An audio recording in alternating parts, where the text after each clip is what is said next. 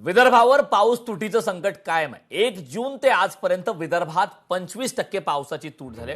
भंडारा, बुलढाणा, गोंदिया आणि वर्धा हे जिल्हे सरासरीच्या श्रेणीमध्ये, अकोला, अमरावती, चंद्रपूर, गडचिरोली, वाशिम आणि यवतमाळ या जिल्ह्यांमध्ये पावसाची तूट पाहायला मिळते।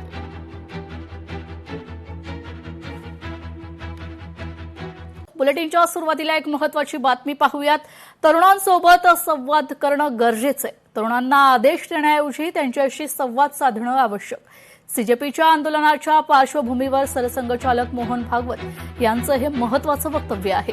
पूर्वी केवळ आज्ञापालनाचा काळ होता, नवी पिढी प्रश्न विचारतीये, त्यांना त्यामागची कारणं समजावून सांगावी लागतात, असं मोहन भागवत म्हणतात। दूसरी बात है कि जो जिस शैली में हम पहले करते थे, अभी थोड़ी अपनी शैली बदलनी पड़ेगी। पहले आज्ञा पालन का जमाना था, हम जब छोटे थे तो माताजी ने कहा, पिताजी ने कहा, नो आर्ग्यूमेंट। तो एक तो बहुत अधिक अपनापन देने की जरूरत है, समय देने की जरूरत है और संवाद करने की जरूरत है। डिक्टेशन नहीं, डिस्कशन, ऑर्डर नहीं, कॉन्सेंसस। आज परिवार में बातचीत बंद हो गई है।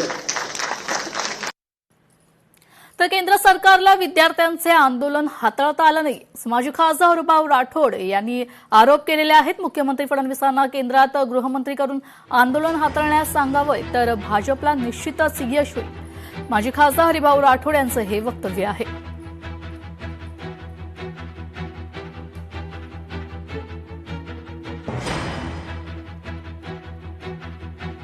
खरं म्हणजे महाराष्ट्रामध्ये, मुंबईमध्ये जे मराठा समाजाचं आंदोलन झालं होतं, ज्या पद्धतीने महाराष्ट्राच्या मुख्यमंत्र्यांनी हे आंदोलन हाताळलं, पोलिसांनी हाताळलं, ते जर बघितलं तर या ठिकाणी रस्त्यावर धुडगूस करण्यात आलं होतं।